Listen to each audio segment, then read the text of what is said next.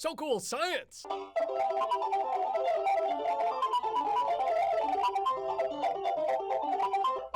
What is a heart attack? Well, that's a heartfelt question, and I promise I won't attack you with the answer. You know, like a malicious mugger. You know, making off with your money. Yeah, give me that money, see? I'm gonna take your money, yeah. Because today I'm going to show you why it's so important to take care of your heart. You know, because once your heart stops working, it don't get back up the next day and go to work. You can't fire me. I fire you. So, start by getting yourself a plastic cup because I am going to show you how to give a plastic cup a myocardial infarction. A myocardial infarction. Listen, come on now, my tongue was a little tired from last night.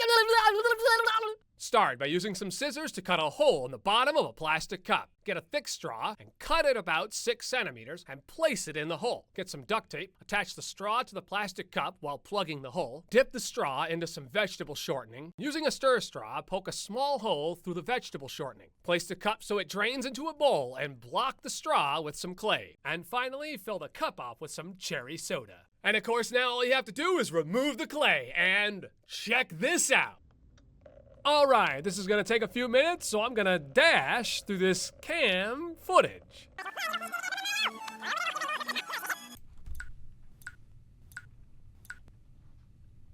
Whoa, now check that out, man. The cup stopped draining before the level of water went below the straw. Now that's so friggin' wicked cool. That's so friggin' because you got like fat right there in the straw, just like if you had fat in your arteries and guys there and you gotta like stop, well, it's like a heart attack.